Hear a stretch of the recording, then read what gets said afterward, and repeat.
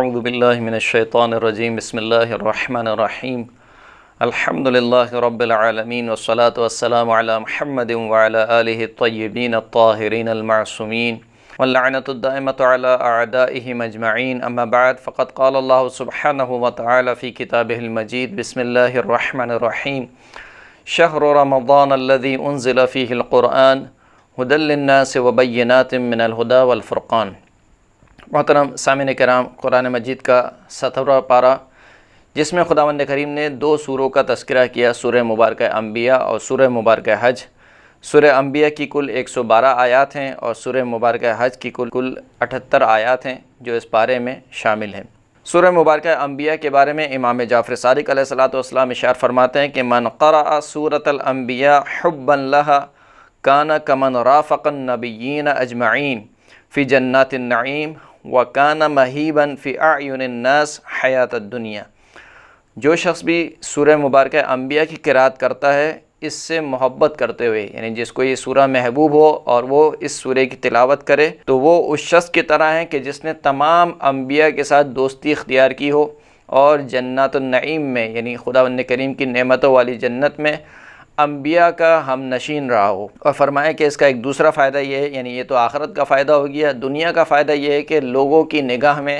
اس کی ہیبت بڑھ جاتی ہے۔ سورہ مبارکہ انبیاء کی ابتدائی 2 آیات میں خداوند کریم نے ارشاد فرمایا کہ لوگوں کے حساب کا دن نزدیک آ چکا ہے، لیکن لوگ ہیں کہ غفلت میں پڑے ہوئے ہیں، اور جب بھی ان کی طرف خداوند کریم کی طرف سے کوئی ذکر آتا ہے تو یہ کھیل کود میں لگ جاتے ہیں۔ خداوند کریم ارشاد فرماتا ہے کہ اقترب للناس حسابهم وهم فی غفلۃ معرضون، کہ لوگوں کے لیے ان کا حساب نزدیک آن پہنچا ہے جبکہ وہ غفلت میں پھرے جاتے ہیں۔ ما یاتیہم من ذکر من ربہم محدث الا استمعوہ وهم یلعبون، کہ ان کے پاس اپنے رب کی جانب سے کوئی بھی ذکر نہیں آتا مگر یہ کہ وہ اس ذکر کو سنتے تو ہیں لیکن پھر دوبارہ کھیل کود میں لگ جاتے ہیں۔ اس کے بعد خداوند کریم نے بیان فرمایا کہ یہ کفار ہمارے پیغمبر پر طرح طرح کی تہمتیں لگاتے ہیں۔ کبھی کہتے ہیں کہ یہ تو ہماری طرح کا ایک بشر ہے اور جو کچھ یہ لے کر آیا ہے وہ جادو کے سوا اور کچھ نہیں ہے۔ کبھی کہتے ہیں کہ یہ قرآن مجید جو یہ پیغمبر لے کر آیا ہے یہ مختلف خوابوں کا مجموعہ ہے۔ کبھی کہتے ہیں کہ یہ قرآن خود رسول اللہ نے اپنی جانب سے گڑھ لیا ہے، اور کبھی کہتے ہیں کہ یہ جو رسول خدا صلی اللہ علیہ وآلہ وسلم ہے یہ شاعر ہیں۔ ساری تہمتوں کا خداوند کریم نے ایک ہی جواب دیا کہ دیکھو اگر تم سچے ہو تو ہمارے اس معجزے کا جواب لے آؤ، یعنی قرآن مجید کا جواب لے آؤ۔ آیت نمبر 5 میں خداوند کریم نے ارشاد فرمایا بل قالوا اضغاث احلام بل افتراہ بل هو شاعر فلیأتنا بآیۃ کما ارسل الاولون۔ فرمایا کہ یہ لوگ کہتے ہیں کہ یہ قرآن جو ہے وہ مختلف خوابوں کا مجموعہ ہے، بلکہ یہ کہتے ہیں کہ یہ قرآن اس رسول نے اپنی جانب سے گڑھ لیا ہے، بلکہ یہ کہتے ہیں کہ یہ رسول خدا جو ہے وہ شاعر ہے۔ پس تم بھی جو ہے وہ ایک آیت کو لے آؤ، یعنی جس طریقے سے ہم نے قرآن معجزے کے طور پر نازل کیا ہے تم بھی کوئی اس کے جیسا معجزہ لے کر آؤ۔ پھر اس کے بعد خداوند کریم نے فرمایا کہ آپ ویسے ہی پیغمبر ہیں کہ جیسے آپ سے پہلے ہم نے پیغمبروں کو بھیجا، یعنی آپ سے پہلے جو انبیاء آئے تھے وہ بھی کھاتے پیتے تھے،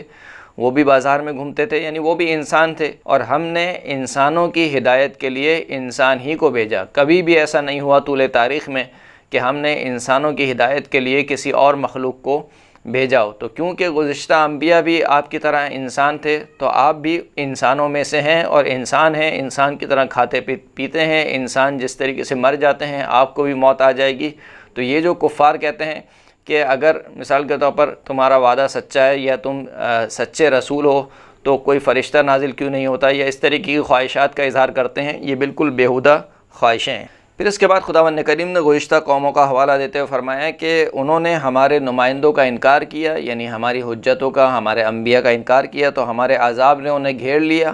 اور جب ہمارے عذاب کو اپنی آنکھوں سے انہوں نے دیکھ لیا تو وہ بھاگ نکلے۔ تو خداوند کریم نے فرمایا کہ اب کہاں بھاگے جاتے ہو، دوبارہ اسی طرف اپنی زندگی کی طرف آ جاؤ کہ جو زندگی تم گزار رہے تھے اور جس کو تم بڑی اچھی اور نعمت والی زندگی سمجھ رہے تھے۔ پھر خداوند کریم فرماتا ہے کہ جب عذاب ہے خدا نے ان کو گھیر لیا، اپنی گرفت میں لے لیا، تو پھر اس عذاب نے ان کو جڑ سے کٹی ہوئی کھیتی کی طرح اور راکھ کی طرح کر دیا۔ آیت نمبر 16 میں خداوند کریم نے بیان فرمایا کہ ہم نے اس کائنات کو بے مقصد خلق نہیں کیا. وما خلقنا السماء والارض وما بینہما لاعبین، کہ ہم نے آسمان کو اور زمین کو اور جو کچھ ان کے درمیان ہے خلق نہیں کیا کھیل کود کی خاطر، یعنی بیہودہ خلق نہیں کیا. خداوند کریم نے اس کائنات کی ایک ایک خلقت اور ایک ایک موجود کا ایک ہدف اور مقصد ہے جو خداوند کریم بہتر جانتا ہے. پھر اس کے بعد خداوند کریم نے فرمایا کہ ہم حق کے ذریعے سے باطل پر چوٹ لگاتے ہیں، کہ جس کے ذریعے سے باطل کا سر ٹوٹ کر رہ جاتا ہے اور باطل اچانک مٹ جاتا ہے. اور پھر فرمایا کہ فرشتے نہ تو اللہ کی عبادت سے تھکتے ہیں اور نہ ہی اللہ کی عبادت سے سرپیچی کرتے ہیں، اور وہ رات دن اللہ کی تسبیح میں مشغول رہتے ہیں. پھر اس کے بعد شرک کی مذمت ہوئی اور فرمایا کہ کیا تم نے اللہ کے علاوہ بھی معبود بنا لیے ہیں، تو پس اپنے عقیدے پر محکم دلیل کو لے کر آؤ. یعنی اگر تم یہ سمجھتے ہو کہ اللہ کے علاوہ کوئی اور بھی معبود ہیں تو اپنے معبودوں کے لیے محکم دلیل کو لے کر آؤ. پھر فرمایا کہ کسی رسول کو ہم نے نہیں بھیجا مگر یہ کہ جو بھی رسول آیا اس نے توحید کی طرف دعوت دی. یعنی طول تاریخ میں کبھی ایسا نہیں ہوا کہ اللہ کی جانب سے کوئی رسول آیا ہو اور اس نے نعوذ باللہ شرک کی دعوت دی ہو. تمام رسولوں نے آدم سے لے کر خاتم تک ہر رسول نے توحید پروردگار کی طرف دعوت دی ہے، ایک خدا کی پرستش کی طرف دعوت دی ہے. اور پھر اس کے بعد خداوند کریم نے توحید کی نشانیوں کو بیان کیا اور پھر بیان فرمایا کہ جو زندہ ہے وہ موت کی تکلیف سہے گا اور ہم تم کو خیر اور شر سے آزمائیں گے. پھر فرمایا کہ کافر آپ کا مذاق اڑاتے ہیں اور جس عذاب کا آپ ان کو وعدہ دیتے ہیں کہتے ہیں کہ اس عذاب کو جلدی لے آؤ. تو خداوند کریم نے فرمایا کہ ہمارا عذاب جو ہے وہ اچانک آنے والا ہے. اور پھر رسول اللہ کو تسلی دی کہ اگر آپ کا مذاق اڑایا جا رہا ہے تو آپ سے پہلے بھی رسولوں کا مذاق اڑایا گیا، لیکن ان کا انجام یہ ہوا کہ وہ جس چیز کا مذاق اڑاتے تھے یعنی عذاب خدا، اسی نے ان کو گھیر لیا اور ان کی گرفت کر لی. پھر اس کے بعد آیت نمبر 47 میں خداوند کریم نے ارشاد فرمایا کہ قیامت کے دن ترازو پورے عدل و انصاف کے ساتھ لگائی جائے گی اور کسی پر ظلم نہیں کیا جائے گا. خداوند کریم ارشاد فرماتا ہے کہ وَنَضَعُ الْمَوَازِينَ الْقِسْطَ لِيَوْمِ الْقِيَامَةِ فَلَا تُظْلَمُ نَفْسٌ شَيْئًا وَإِنْ كَانَ مِثْقَالَ حَبَّةٍ مِّنْ خَرْدَلٍ أَتَيْنَا بِهَا وَكَفَى بِنَا حَاسِبِينَ، کہ ہم ترازو کو پورے عدل و انصاف کے ساتھ اور ٹھیک ٹھیک لگائیں گے اور پھر کسی پر ذرہ برابر بھی ظلم نہیں کیا جائے گا، اور اگر ایک رائی کے دانے کے برابر بھی کوئی عمل ہوگا تو ہم اسے حاضر کریں گے اور ہم حساب کے لیے کافی ہیں. پھر اس کے بعد خداوند کریم نے مختلف انبیاء کا تذکرہ کیا اور انبیاء کے اوپر جو خداوند کریم نے اپنا خاص لطف اور عنایت کیا اس کا تذکرہ خداوند کریم نے فرمایا کہ دیکھو ہم نے موسیٰ اور ہارون کو فرقان عطا کیا، یعنی ایسی چیز جو حق اور باطل میں فیصلہ کرنے والی ہے، جدائی ڈالنے والی ہے، وہ چیز ہم نے موسیٰ اور ہارون کو عطا کی. موسیٰ اور ہارون کو ہم نے روشنی عطا کی اور متقین کے لیے ذکر عطا کیا. اور پھر اس کے بعد ہم نے ابراہیم کو ہوش مندی اور سمجھ بوجھ عطا کی کہ جس کے ذریعے سے حضرت ابراہیم نے اپنی قوم سے جو کہ بت پرست تھی ان کے سامنے محکم دلیلوں کے ذریعے سے کلمہ توحید کو بلند کیا اور بتوں کو توڑا. پھر اس کے بعد حضرت ابراہیم کا وہ واقعہ نقل ہوتا ہے کہ جس میں حضرت ابراہیم تمام بتوں کو توڑ دیتے ہیں کہ جب ان کی قوم شہر سے باہر گئی بھی ہوتی ہے تو تمام بتوں کو توڑ دیتے ہیں اور بڑے بت کو جو ہے وہ صحیح اور سالم چھوڑ دیتے ہیں اور اسی کی گردن میں کلاڑے کو ڈال دیتے ہیں. اور جب ان کی قوم واپس پلٹتی ہے تو دیکھتی ہے کہ ان کے سارے بت ٹوٹے پڑے ہوئے ہیں، صرف ایک جو سب سے بڑا بت ہے وہ صحیح و سلامت ہے. تو پوچھتے ہیں کہ یہ کام کس نے کیا ہوگا؟ تو کہا کہ ایک لڑکا ہے جس کا نام ابراہیم ہے اور وہ ہمارے بتوں کو برا بھلا کہتا ہے، اسی نے یہ کام کیا ہوگا. پھر کہتے ہیں کہ ابراہیم کو پکڑ کر لے کر آؤ، حاضر کرو. جب حضرت ابراہیم علیہ السلام کو حاضر کیا گیا تو حضرت ابراہیم سے کہنے لگے قالوا اانت فعلت هذا بآلهتنا یا ابراہیم، کہ اے ابراہیم کیا تم نے ہمارے بتوں کے ساتھ، ہمارے معبودوں کے ساتھ یہ کام انجام دیا ہے؟ حضرت ابراہیم نے جواب دیا قال بل فعله كبيرهم هذا فاسألوهم ان كانوا ينطقون. حضرت ابراہیم نے کہا کہ بلکہ یہ جو سب سے بڑا بت ہے اس نے ان سب کو توڑا ہے، پس اس سے پوچھو اگر یہ تمہیں کچھ بول سکیں اور اپنی زبان ہلا سکیں. تو جیسے ہی حضرت ابراہیم سے یہ بات انہوں نے سنی جو کہ استدلال سے بھرپور تھی اور بالکل واضح اور روشن استدلال تھا، تو فرجعوا الی انفسہم فقالوا انکم انتم الظالمون،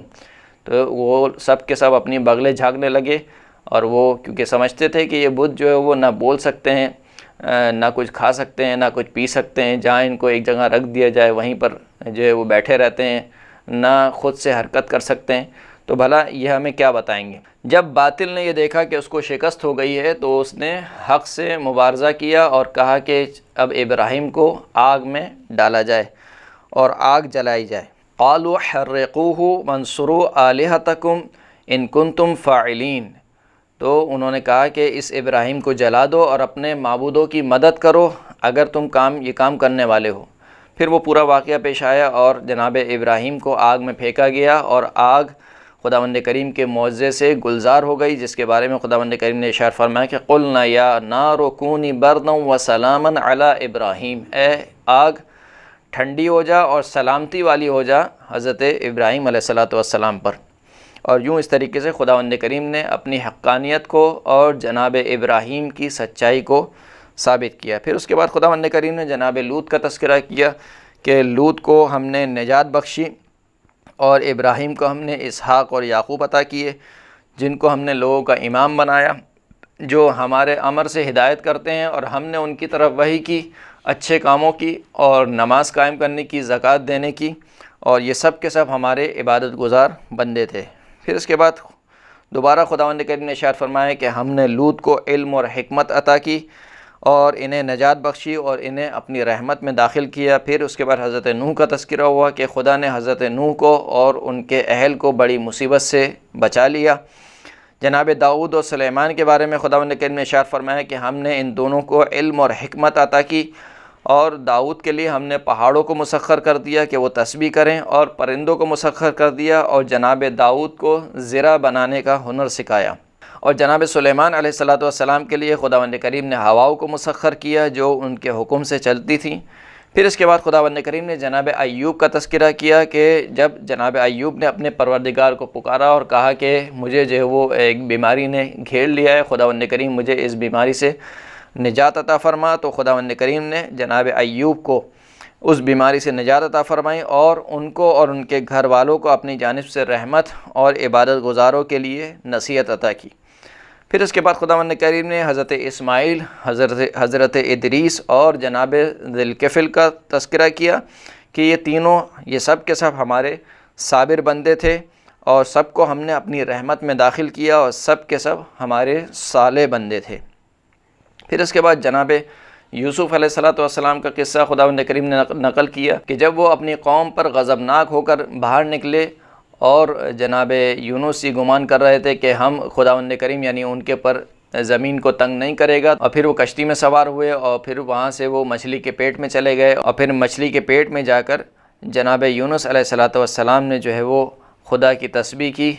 اور فرمایا کہ لا الہ الا انت سبحانک انی کنت من الظالمین، کہ کوئی معبود نہیں ہے سوائے تیرے، تو پاک و منزہ ہے، بے شک میں ہی ظالموں میں سے ہوں۔ پھر خداوند کریم نے جناب یونس کو نجات عطا کی اور کشتی کے اس پیٹ سے باہر نکالا۔ پھر اس کے بعد جناب زکریا کا تذکرہ ہوا کہ جب جناب زکریا نے خدا کی بارگاہ میں درخواست کی کہ انہیں ایک بیٹا عطا کیا جائے، تو ہم نے جناب زکریا کو یحییٰ عطا کیا۔ آخر میں خداوند کریم نے کافروں کا سر انجام بیان کیا اور مومنین کی جزا کا تذکرہ کیا، اور پھر مومنین کی جزا کا تذکرہ کرتے ہوئے خداوند کریم نے آیت نمبر 105 میں ارشاد فرمایا کہ وَلَقَدْ كَتَبْنَا فِي الزَّبُورِ مِن بَعْدِ الذِّكْرِ أَنَّ الْأَرْضَ يَرِثُهَا عِبَادِيَ الصَّالِحُونَ، کہ ہم نے زبور میں ذکر کے بعد یعنی توریت کے بعد یہ لکھ دیا ہے کہ زمین جو ہے وہ اس کے جو وارث ہیں وہ میرے نیک اور صالح بندے ہی ہوں گے۔ اور یوں اس طریقے سے یہ سورہ مبارکہ انبیاء کا اختتام ہوتا ہے، اور اس کے بعد جو اگلی سورہ ہے وہ سورہ مبارکہ حج ہے کہ جس کی 78 آیات اس پارے میں شامل ہیں، یعنی پوری سورہ حج کہ جس کی کل آیات 78 ہیں وہ اس پارے میں شامل ہیں۔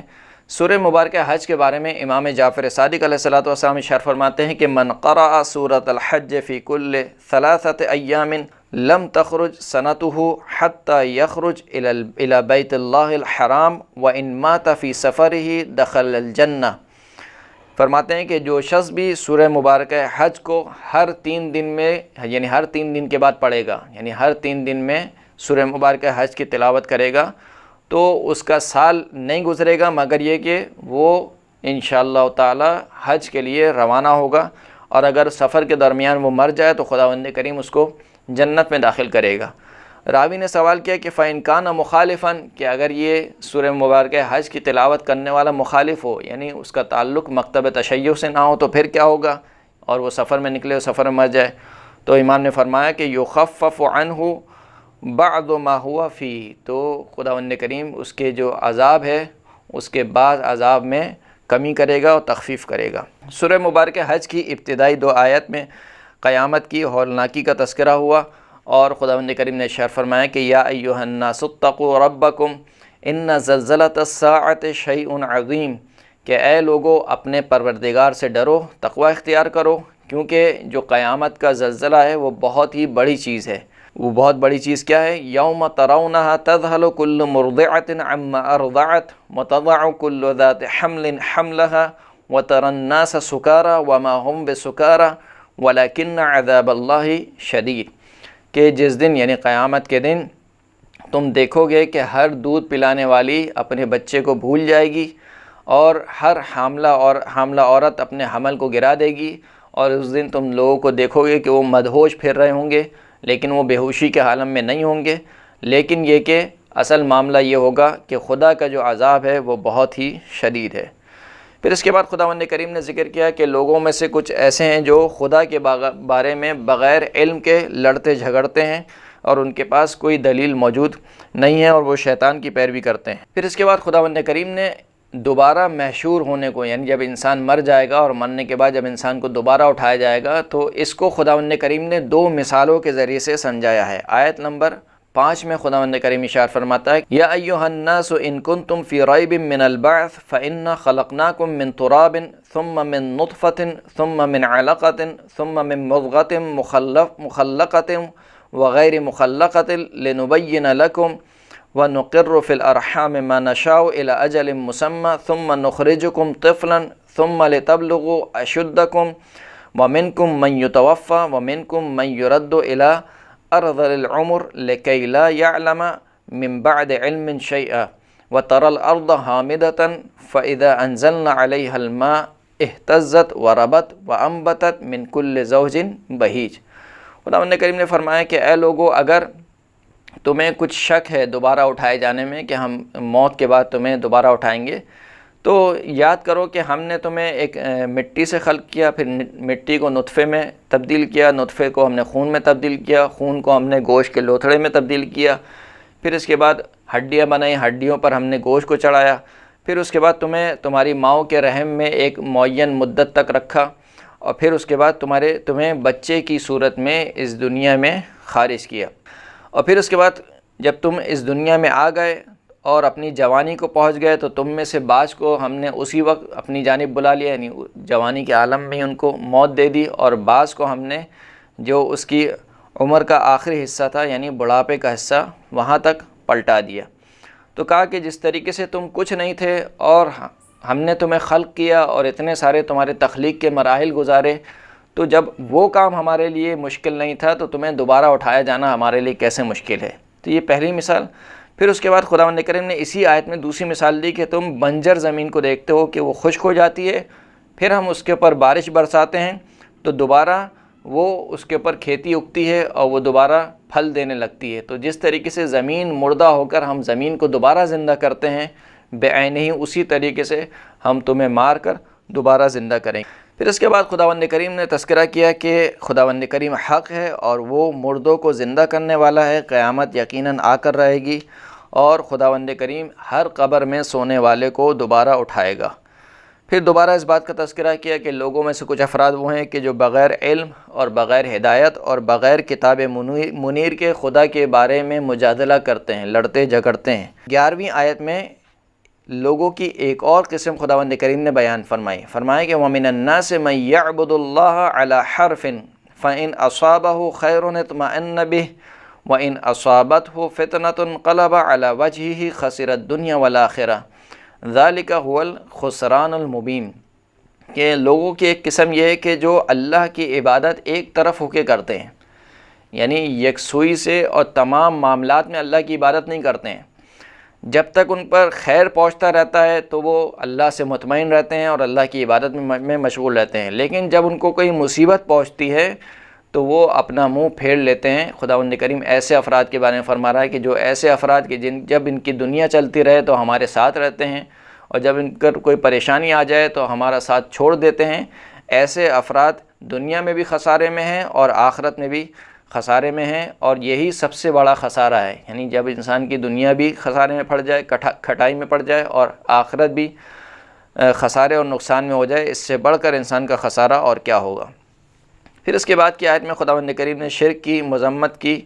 اور جو شرکاء ہیں جن کو کفار مشرکین اللہ کا شریک قرار دیتے ہیں ان کی بے بسی کو بیان کیا، اور صاحبان ایمان کا تذکرہ ہوا، ان کی جزا کا تذکرہ کیا۔ قیامت میں خداوند عالم مختلف مذاہب کے لوگوں کے درمیان فیصلہ سنائے گا۔ مثال کے طور پر یہودیوں کا تذکرہ ہوا کہ ہم یہودیوں کے درمیان، عیسائیوں کے درمیان، سابعین کے درمیان اور مشرکین کے درمیان جو ہے وہ ہم فیصلہ سنائیں گے، اور مجوسیوں کے درمیان ہم فیصلہ سنائیں گے۔ اس کے بعد خداوند کریم نے توحید کا بیان کیا اور کافروں کے عذاب کا تذکرہ کیا اور مومنین کی جزا کا تذکرہ کیا۔ پھر فرمایا کہ جو اللہ کے راستے سے اور مسجد الحرام سے روکتا ہے اسے ہم دردناک عذاب کا مزہ چکھائیں گے۔ اور پھر خداوند کریم نے حضرت ابراہیم کو حکم دیا کہ وہ خانہ کعبہ کی تعمیر کریں اور اسے طواف کرنے والوں، نمازیوں، رکوع اور سجدہ کرنے والوں کے لیے پاک کریں اور لوگوں کو حج کا حکم دیں۔ اور پھر آیات کا ایک طویل سلسلہ ہے کہ جس میں خداوند کریم نے حج کے فقہی احکامات کو بیان فرمایا۔ تقریباً آیت نمبر 37 تک خداوند کریم نے حج کے احکام کو بیان فرمایا، اور پھر اس کے بعد جہاد کا تذکرہ ہوا اور خدا کی جانب سے نصرت کا ذکر ہوا، اور رسول اللہ کو تسلی دی گئی کہ اگر آپ کو جھٹلایا جا رہا ہے تو آپ سے پہلے بھی انبیاء کو جھٹلایا گیا ہے۔ پھر فرمایا کہ کافر عذاب خدا کے بارے میں عجلت سے کام لیتے ہیں، یعنی کہتے ہیں کہ جس عذاب سے تم ہمیں ڈراتے ہو اس عذاب کو جلدی سے ہم پر لے آؤ، یعنی مذاق کے طور پر اور طنز اور طعنے کے طور پر کہتے ہیں۔ جبکہ خداوند کریم فرماتا ہے کہ اللہ کا وعدہ سچا ہے اور اللہ اپنے وعدے سے تخلف نہیں کرتا، اور کتنی ہی بستیوں کو اللہ نے مہلت دی جبکہ ان کے رہنے والے ظالم تھے، اور پھر اچانک سے اللہ کے عذاب نے ان کو اپنی گرفت میں لے لیا۔ اس کے بعد خداوند کریم نے انبیاء کی عصمت کا تذکرہ کیا اور فرمایا کہ ہم نے اپنے انبیاء کو شیطان سے بچا کر رکھا ہے۔ پھر کافروں کی سزا اور مومنین کی جزا کا تذکرہ ہوا، توحید کا بیان ہوا۔ کئی آیت میں خداوند کریم نے توحید کا بیان کیا، اور آخری آیت میں خداوند کریم نے اللہ کی راہ میں جہاد کرنے کی ترغیب دلائی، اور یوں اس طریقے سے یہ قرآن مجید کا 17واں پارہ اپنے اختتام کو پہنچتا ہے۔ وآخر الدعوانا ان الحمد للہ رب العالمین۔